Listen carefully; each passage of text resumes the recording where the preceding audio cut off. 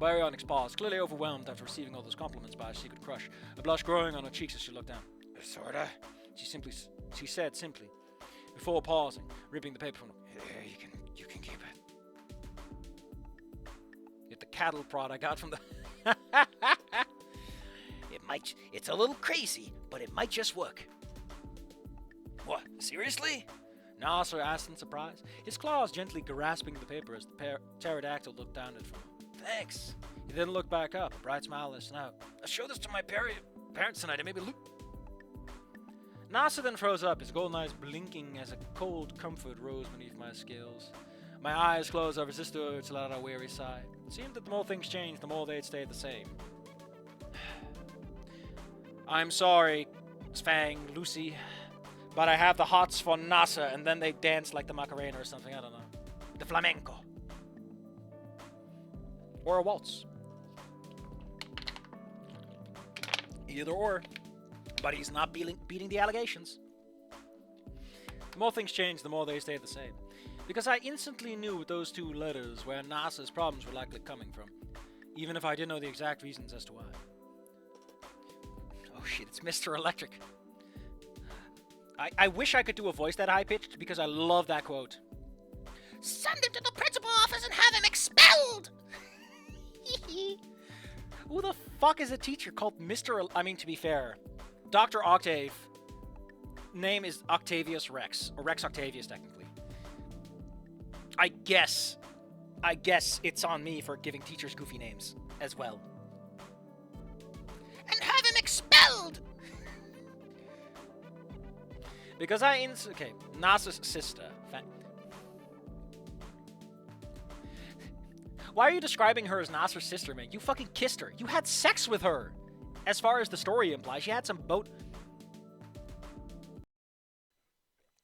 Doesn't it say something that one of the most obviously they definitely had sex moments in the entirety of Snoot Game is pretty much the worst ending? Food for thought.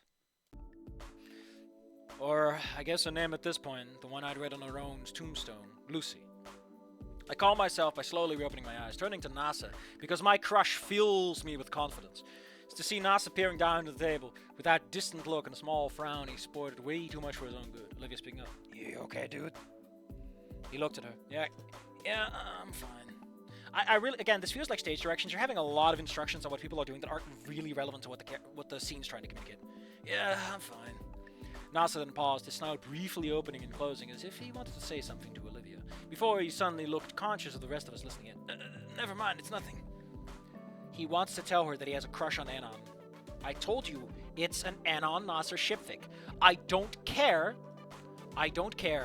that the tags up top say Fang Anon and Olivia Nasser.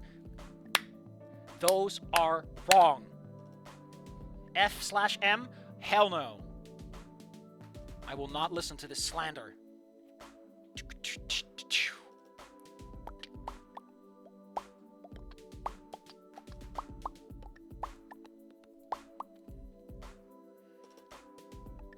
The pterodactyl then checked his smartphone. I should probably get back to studying.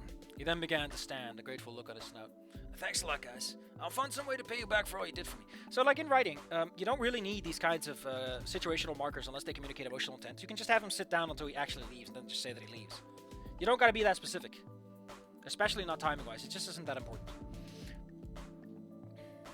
You can start by stopping by when you have free time, I say with a smirk on my snout.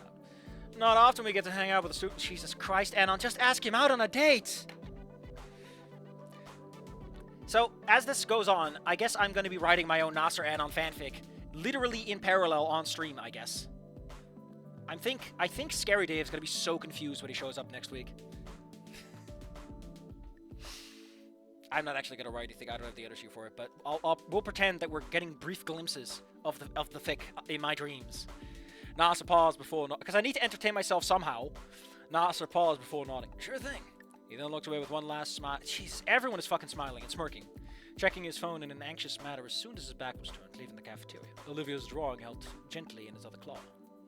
Claws are not hands! The silence over our table made it pretty obvious that we all knew something was wrong. And it seemed Olivia was the most affected by that fact. Resting her snout over her claw, she stared at what Nasser was. Before we could say a word, the bell rung. A and all our food was still hardly eaten, our eyes widening. That's because you're fucking stupid. Crap.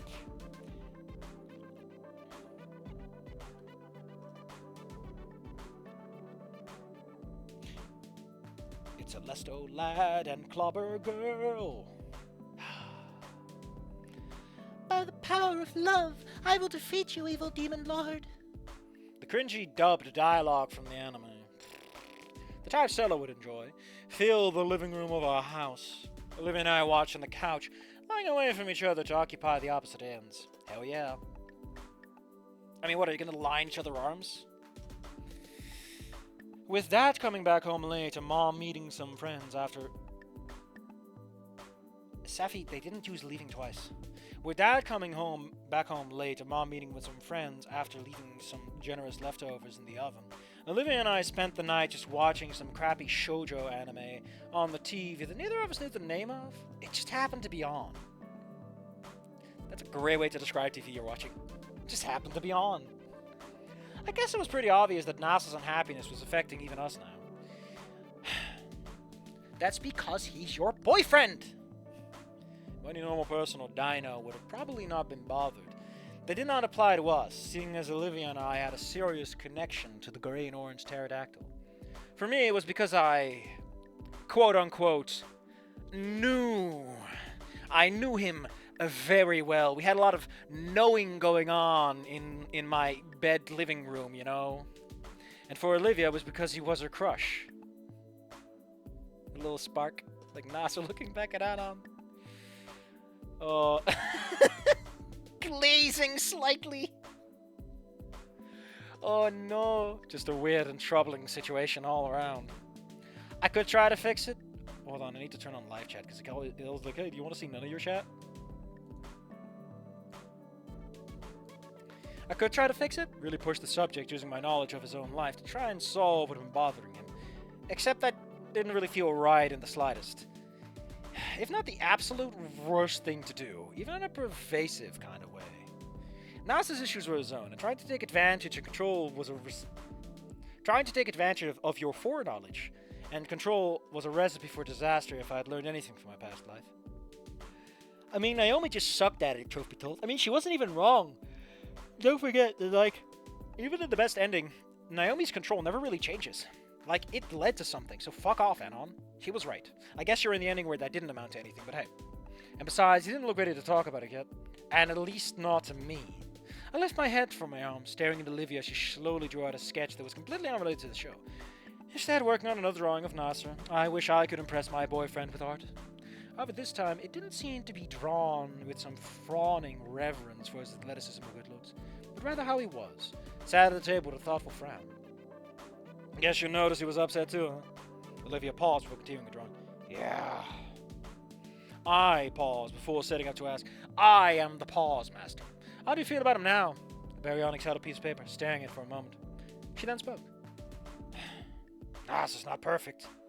Olivia slowly smiled. But he is pure. Say Gex 2. Prepare to Banned. Banned. You are banned. I don't... Get out of here. Be gone, evil doggo. I don't think anyone could have phrased that in a better way.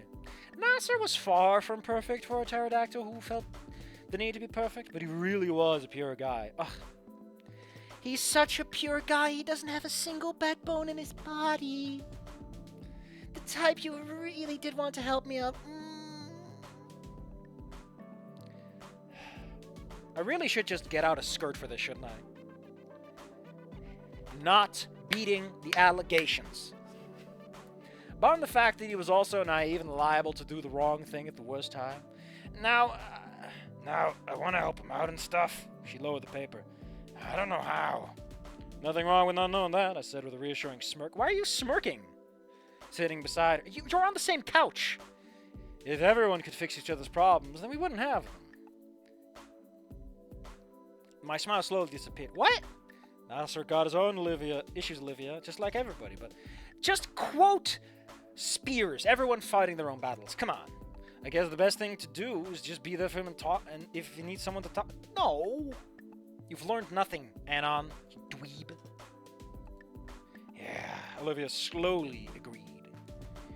NASA wasn't ready to share his troubles with the group, but maybe he would with Olivia if I had read his expression right. And as for why...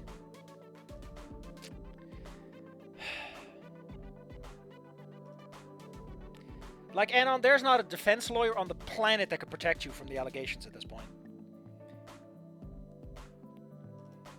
Well, I kind of knew the answers from my parents back when Olivia had first moved in. As I had been there for her, she was not being there for someone else. She's not even 18. How could she have learned this? She's so isolated. Olivia had clearly shown that she cared for NASA, and that was more than enough.